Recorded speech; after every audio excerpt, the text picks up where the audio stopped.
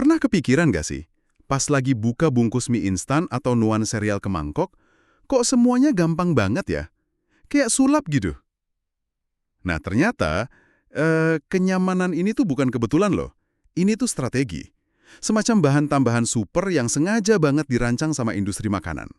Selamat datang di penelusuran kita. Kali ini kita mau bedah gimana konsep kenyamanan atau convenience bisa jadi pilar utama industri makanan olahan modern. Dan gimana itu ngubah total cara kita makan. Mungkin ya, selamanya. Sumber kita kali ini keren banget. Satu bab judulnya Convenience with a Capital C dari buku fenomenal Salt, Sugar, Fat.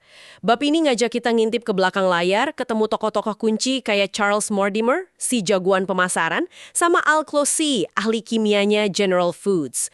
Kita juga bakal lihat gimana ada pertarungan ideologi gitu, yang akhirnya nentuin apa aja yang ada di rak supermarket kita sekarang.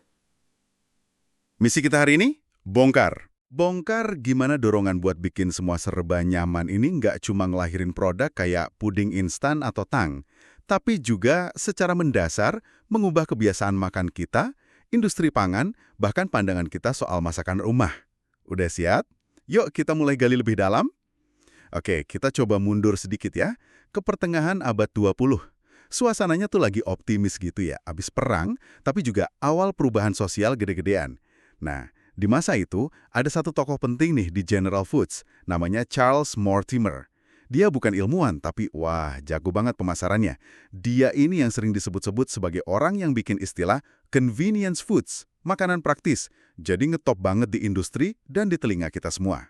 Betul-betul. Dan penting nih, buat Mortimer, kenyamanan itu bukan sekedar kata sifat biasa.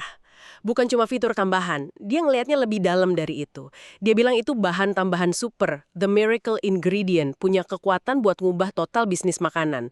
Visi besarnya, yang sering dia bilang, itu mau bebasin ibu-ibu rumah tangga, ya zaman itu kan peran gender masih kaku banget ya, dari apa yang dia anggap belenggu dapur. Jadi dia tuh jualan ide kebebasan modernitas lewat makanan gitu.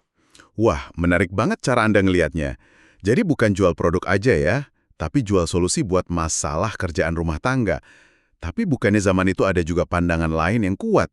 Saya bayangin ada lah ya yang nggak setuju sama ide makanan pabrikan ini. Oh jelas ada, banget malah. Ada perlawanan yang lumayan kuat. Motornya itu ya bisa dibilang pahlawan dapur. Guru-guru tata boga atau home economics. Harus diingat, waktu itu ada sekitar 25.000 guru tata boga loh di seluruh Amerika. Mereka ini kan figur penting ya, influencer gizi zaman itulah. Mereka ngajarin jutaan murid cewek tentang pentingnya masak dari nol, pakai bahan segar, murni alami. Kayak Betty Dixon gitu. Mereka tuh perjuangin idealisme masakan rumah yang sehat, penuh cinta, jadi inti keluarga. Jadi beneran ada benturan ideologi ya? Antara modernisasi, efisiensi dari industri, sama idealisme kemurnian, tradisi dari guru tata boga. Persis, satu sisi dorongan modernisasi kuat banget. Makin banyak perempuan kerja di luar rumah, orang pindah ke kota, waktu jadi makin berharga.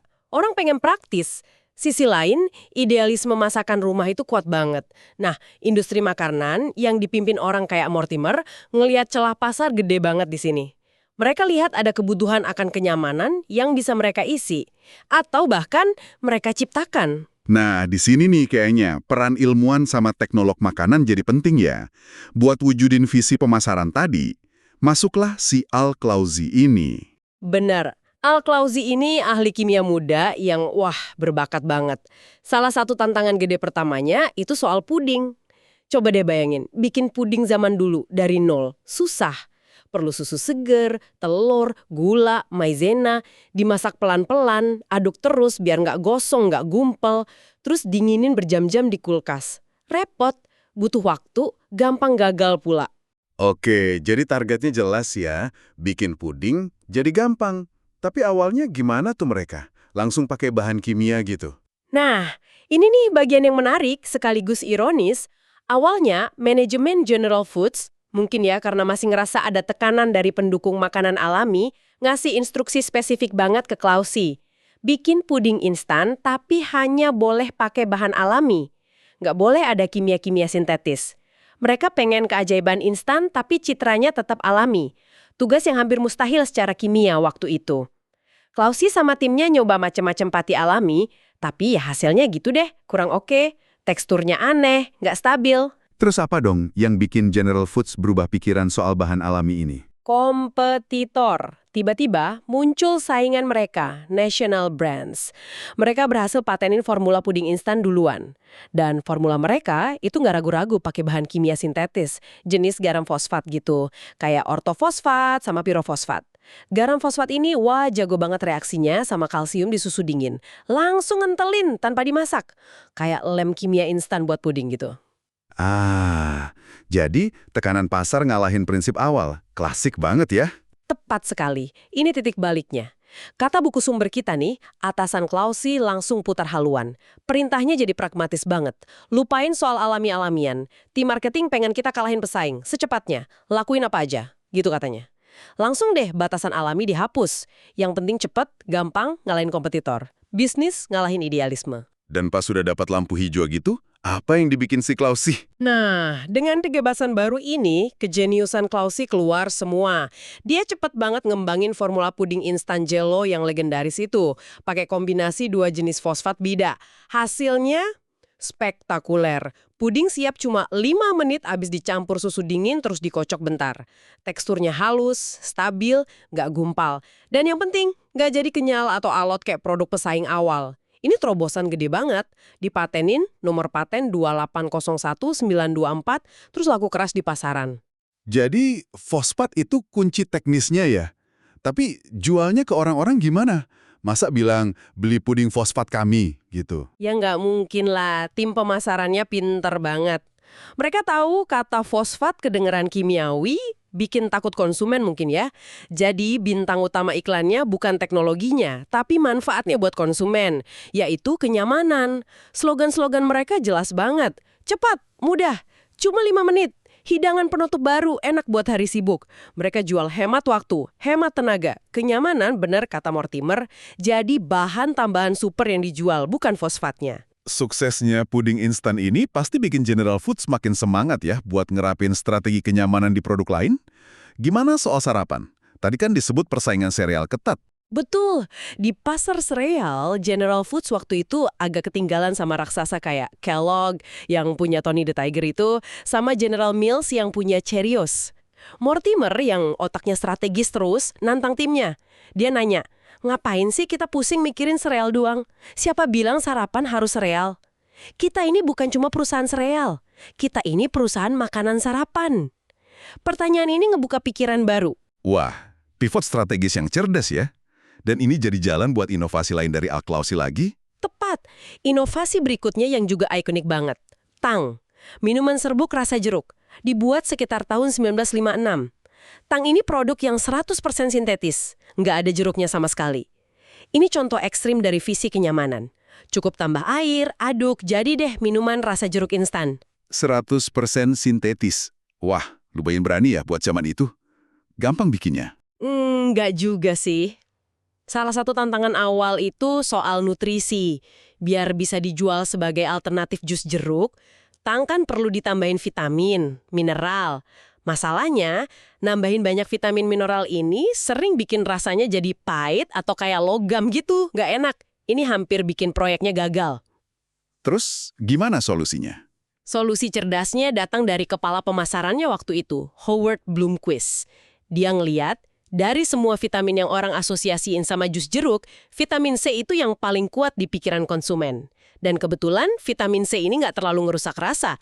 Jadi dia usul, fokus saja tambahin vitamin C, tonjolin itu di marketing. Lupain vitamin lain yang bikin rasanya aneh. Cerdik banget, fokus ke satu poin kuat yang gampang dijual dan diingat orang. Bener, strategi ini berhasil. Tang dipasarin sebagai minuman sarapan modern, praktis, ada vitamin C-nya, sukses besar. Citranya makin naik lagi pas NASA milih Tang buat minuman astronot, walaupun awalnya bukan karena nutrisinya super, tapi lebih karena stabil dalam bentuk bubuk. Yang menarik juga soal rasa manisnya nih. Tingkat manis Tang, atau yang industri sebut bliss point, kadar gula pas yang paling enak menurut riset, itu gampang banget diatur. Ini bikin General Foods bisa adaptasi Tang buat pasar luar negeri, kayak di Tiongkok atau Amerika Latin, yang orangnya suka lebih manis, ya tinggal tambahin aja gulanya. Fleksibel banget. Ngomongin gula, Ini jadi ingat sama pasar sereal tadi. Katanya General Foods ketinggalan. Gimana persaingan di sana, hubungannya sama kenyamanan dan mungkin rasa manis? Ya, ada hubungan erat. Sebenarnya tren sereal manis itu udah mulai beberapa tahun sebelum Tang muncul. Tahun 1949, Post, salah satu dari 3 besar sereal, ngeluarin Sugar Crisp. Ini dianggap sereal nasional pertama yang terang-terangan dilapis gula. Sebelumnya kan sereal seringnya dijual dengan citra sehat, banyak serat gitu. Sugar Crisp ngubah permainan. Jadi satu mulai yang lain ngikutin gitu ya? Persis. Sugar Crisp itu memicu apa yang disebut penulis buku ini perlombaan senjata gula antara 3 besar. Kellogg sama General Mills ya nggak mau kalah dong. Mereka lomba-lomba ngeluarin sereal manis versi mereka. Seringnya targetnya anak-anak. Pakai karakter kartun, hadiah mainan. Fokus marketing geser drastis dari sehat jadi manis, seru, dan tentu aja nyaman buat orang tua yang pengen sarapan cepat buat anak.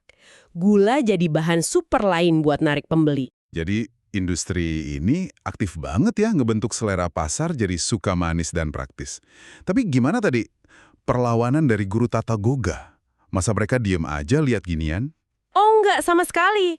Kayak yang saya bilang tadi, ada sekitar 25.000 guru home economics yang gigih promosiin masak dari nol. Mereka punya kredibilitas, jangkauannya luas lewat sekolah. Mereka itu benteng terakhir idealisme makanan rumah alami. Industri makanan ngelihat mereka sebagai hambatan serius. Terus gimana industri ngadepinnya? Perang terbuka gitu. Industrinya pakai strategi yang lebih cerdik, berlapis, bukan konfrontasi langsung. Ada 2 manuver utama nih yang dijelasin di buku. Pertama, mereka bikin pasukan tandingan. Perusahaan gede kayak General Foods, General Mills, itu ngerekrut ahli tata boga mereka sendiri. Seringnya ditampilin sebagai wanita karir modis, modern, bayangin aja sosok fiktif Betty Crocker dari General Mills, atau puluhan ahli tata boga beneran di General Foods. Tugas mereka ya bikin resep pakai produk perusahaan, demo masak, nulis buku resep, intinya promosiin cara masak modern, praktis pakai produk olahan. Jadi ahli versi industri gitu. Oke, jadi bikin narasi tandingan lewat ahli internal ya. Strategi keduanya apa? Strategi kedua lebih halus lagi. Bisa dibilang menyusup. Industri secara sistematis deketin dan coba pengaruhi organisasi profesi guru tata boga itu sendiri, American Home Economics Association, AHEA. Caranya, mereka jadi sponsor utama AHEA, danain beasiswa buat calon guru, biar ada rasa hutang budi gitu kan, banjirin jurnal resmi asosiasi pakai artikel dan iklan produk mereka. Bahkan katanya nih, ikut dukung kandidat pimpinan AHEA yang pandangannya lebih pro-industri. Wow, itu strategi jangka panjang yang direncanain banget ya, buat ngebina hubungan dan mungkin jinakin potensi lawan dari dalam. Tepat. Plus, jangan lupa konteks sosialnya. Makin banyak wanita kerja, tekanan ekonomi, semua ini bikin argumen kenyamanan jadi kuat banget buat banyak keluarga. Industri pinter banget posisikan diri bukan sebagai pengganti masakan rumah, tapi penolong buat wanita modern yang sibuk. Nawarin jalan pintas, biar wanita tetap bisa masak buat keluarga, tanpa habis waktu berjam-jam di dapur. Pelan-pelan tapi pasti, idealisme masak dari nol mulai kegerus. Narasi kenyamanan yang menang. Puncak dari semua ini mungkin ada di omongannya si Charles Mortimer sendiri ya. Ada pidato terkenalnya tahun 1955 itu. Bener banget. Di depan para bos industri makanan lain, Mortimer dengan pede banget bilang kalau kenyamanan, convenience, itu udah jadi elemen penting keempat dalam kehidupan. Setelah sandang, pangan, papan. Klaim yang berani banget ya. Ini nunjukin betapa pentingnya konsep ini buat strategi bisnis dia. Bukan cuma fitur, tapi kebutuhan dasar baru di era modern. Luar biasa. Dan di bawah dia, General Foods emang berubah drastis ya? Iya, General Foods jadi raksasa inovasi makanan olahan. Mereka terus-terusan nyempurnain produk mereka, selalu bilangnya biar lebih baik. Yang seringnya artinya ya lebih instan, lebih gampang, lebih awet. Mereka jago banget nemuin bahkan nyiptain keinginan konsumen yang mungkin belum kepikiran, terus kasih solusinya dalam bentuk produk. Mereka benar-benar mimpin revolusi cara orang Amerika, terus dunia, masak dan makan. Jadi kesimpulannya jelas banget ya. Dorongan buat kenyamanan ini bukan sekedar respons pasif sama perubahan sosial, tapi sebuah strategi industri yang proaktif banget, terencana, dieksekusi dengan brilian, dan dampaknya panjang banget. ngebentuk dunia makanan kita sampai sekarang ini. Kalau kita rangkum nih ya, kita lihat gimana kenyamanan itu berevolusi dari cuma fitur produk, jadi inti strategi pemasaran, inovasi, bahkan ideologi bisnis makanan olahan. Tokoh kayak Charles Mortimer itu ngasih visinya bebasin dari dapur. Terus, teknolog kayak Al Clausi, ya dengan sedikit dorongan dari pasar, berhasil wujudin jadi produk nyata kayak puding instan sama tang. Yang menarik juga buat dicatat itu adanya ketegangan ya, atau konflik. Dari awal antara ngejar nyaman ini sama nutrisi atau kealamian. Puding instan perlu fosfat kimia, tang itu sintetis, sereal dibanjirin gula. Sering banget demi gampang dan cepat ada kompromi di aspek lain. Dan satu lagi poin kunci, upaya industri yang sadar banget dan terstruktur buat bentuk opini publik dan ngatasin perlawanan. Pertarungan, atau mungkin lebih pasnya kooptasi sama gerakan tata boga tradisional, itu contoh paling jelas. Industri nggak cuma bikin produk, tapi juga aktif ngelola cerita di sekitarnya. Nah, ini bawa kita buat mikir nih, buat Anda yang dengerin. Gimana jejak sejarah kenyamanan terencana yang kita bahas ini masih kerasa di pilihan makanan Anda hari ini? Di supermarket atau di dapur? Seberapa besar sih keputusan milih makanan kita, mungkin tanpa sadar, masih dipengaruhi sama narasi dan solusi nyaman yang akarnya udah puluhan tahun lalu ini? Dan mungkin satu pemikiran terakhir buat dibawa pulang ya. Kalau kenyamanan itu bahan tambahan super tak terlihat yang dirancang industri di pertengahan abad 20 buat ngatasin masalah waktu, kira-kira apa ya bahan tambahan super tak terlihat yang lagi diracik industri makanan buat kita sekarang? Mungkin sesuatu buat ngatasin kecemasan kita. Atau kebutuhan kita akan pengalaman baru, sensasi, atau keinginan lain yang lebih tersembunyi. Kekuatan tak kasat mata apalagi yang sekarang lagi bekerja, ngebentuk apa dan gimana kita makan. Nah, itu pertanyaan buat direnungkan. Terima kasih sudah menyimak penelusuran mendalam kita tentang kekuatan kenyamanan kali ini. Sampai jumpa di eksplorasi berikutnya ya.